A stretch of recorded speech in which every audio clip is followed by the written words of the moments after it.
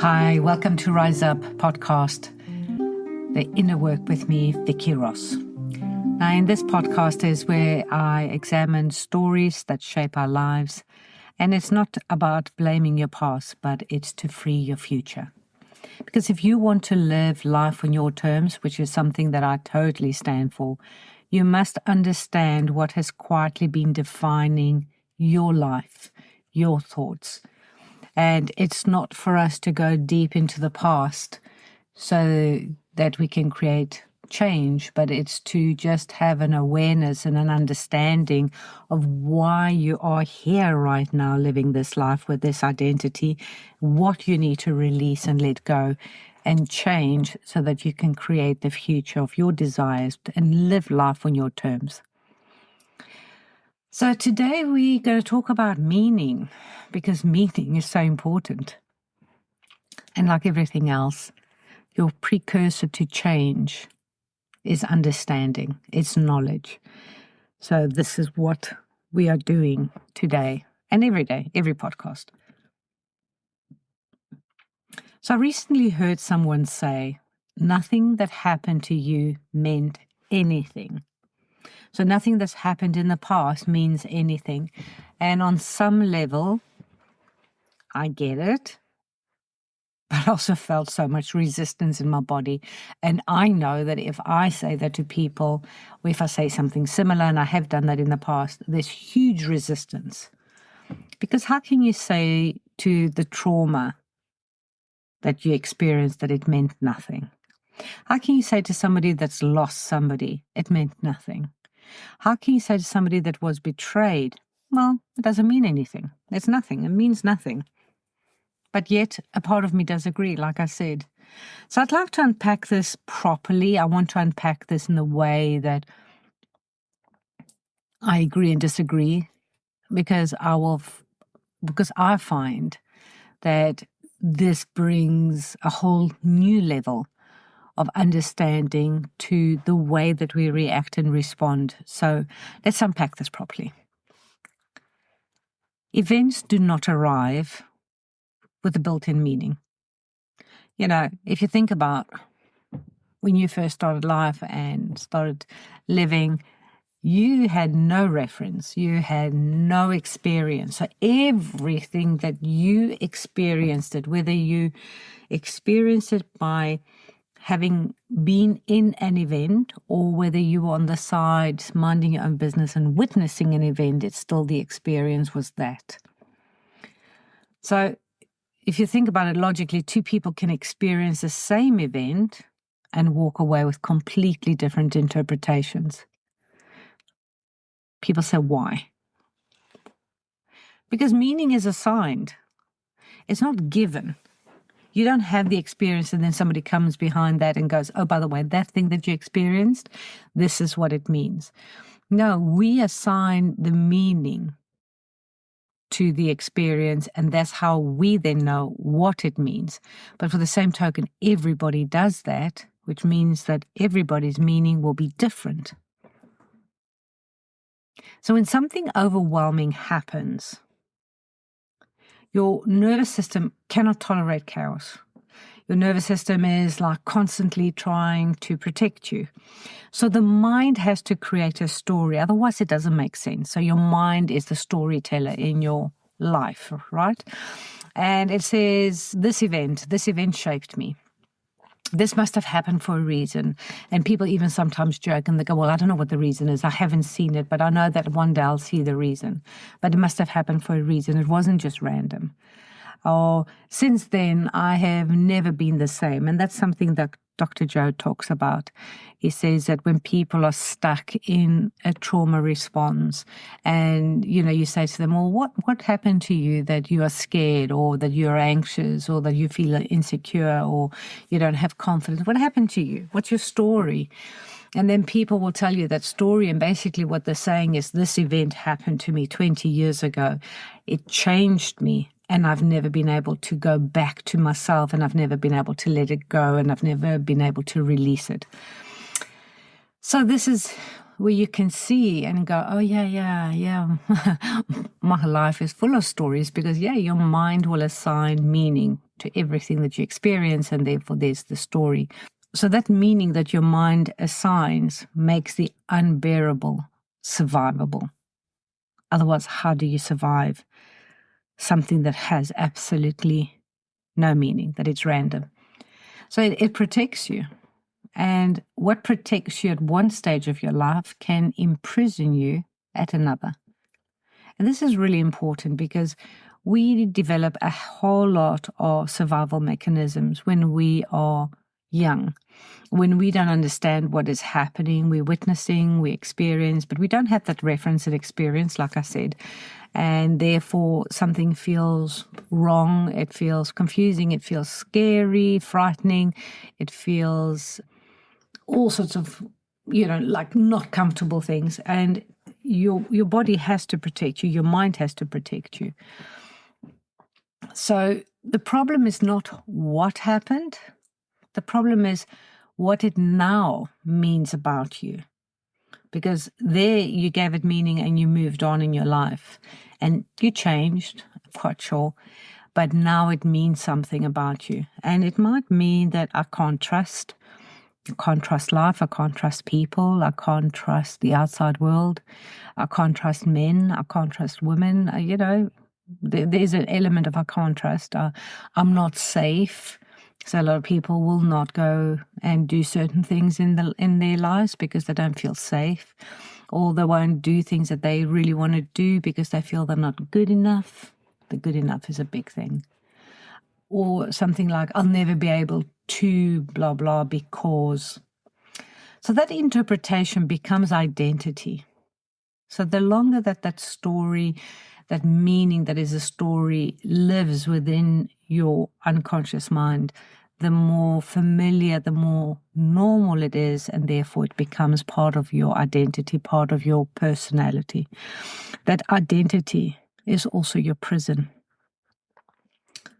Not because you're weak, but because you never questioned the meaning you created while you were trying to survive.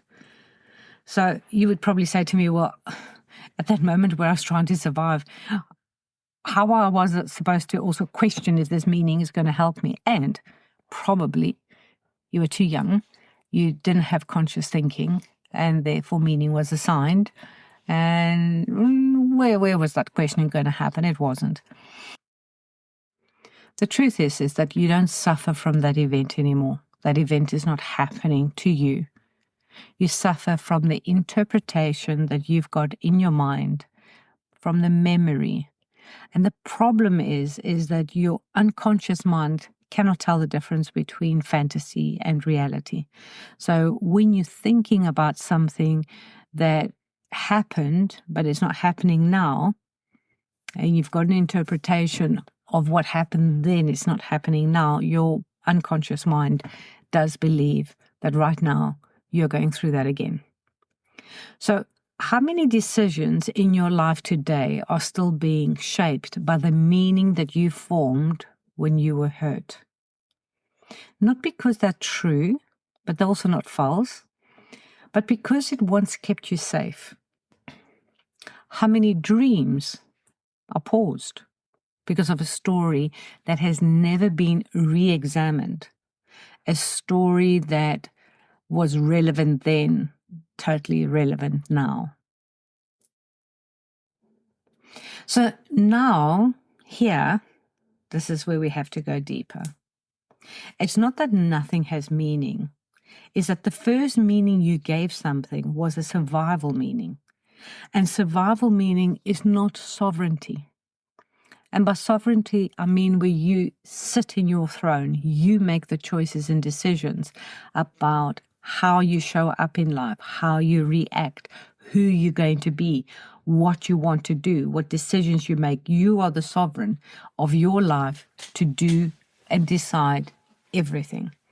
But when you have a survival mechanism, you're not in your sovereignty. So when you become aware of that interpretation, you can collapse it. Not the event, not the experience, but the interpretation. And when that collapses, something powerful remains. It's wisdom. Not pain, not distorted identity, but wisdom. And this is where authorship begins. Events do not define you. Interpretations shape you. And interpretations can be revised. Nothing is carved in stone. You can choose to be somebody else in a heartbeat. Now, how long it takes to get to that heartbeat is questionable. That's what Tony Robbins always says. But when you make that decision, because of all the work and all the deciding and all the pain and all the this and all the that, you might decide, I'm done with this. And you make a decision in a heartbeat. And your interpretation changes because it can be revised. You can also learn to understand through the wisdom that you are not the wound. You're not the ego defending the wound, and you're not the body reacting to a memory. You, beautiful soul, is the awareness capable of choosing meaning. You're in control, and that is the power. And without that power, you cannot design your life deliberately. You've got to understand it's you. You're the one that has the control. Because you cannot create a new future while unconsciously you're defending an old story. Because that story creates behaviors, feelings, perceptions, outlooks. So here's something important. Breaking free from one prison does not mean you should build another one. If you swing into nothing matters, nothing means anything, I'm above this, you're just in a different prison. This is like saying, I'm addicted to cigarettes, I smoke, and I have now stopped smoking. Then what you're saying is now I'm still a smoker that doesn't smoke, rather than I'm a healthy person. So think about when you say to yourself, nothing matters. Nothing means anything, I'm above this, because that is a different prison. You're still in the old prison, but you're just in the prison next door that says, yeah, those things happen, I just don't let them bother me, rather than I now choose to live a different life. Freedom is not denial. Freedom is not a spiritual bypass. A lot of people do think it is, but it's not. Freedom is conscious choice. You extract the wisdom, you release the identity distortion, and you take back your sovereignty. And then you can deliberately decide what this experience now means, not from fear, but from power. So I want to leave you with this, that you never had control over what happened in the past. When you were a child, you had no choice and no control. But you always have control over what you become now. You are not what happened to you. You're what you choose now. And if you choose now to be a victim of what happened 30, 40 years ago, it's a choice that you're making. And some people have argued and they go, no, I don't choose this. This is not what I would choose. Then take a deep breath and just let go of that stress inside of you. And ask yourself, how is this meaning that you've allocated to an event that is controlling you? How is that working out for you now? Because like I've said before, it's not about good or bad. It's not about right and wrong. It's not about positive and negative. I do not like labeling things like this. To me, there's only one question to ask. Is what I'm doing giving me the outcome that I want? If the answer is yes, you're good, step away. But if the answer is no, if you feel restricted, constricted, limited, you're not living your life on your terms.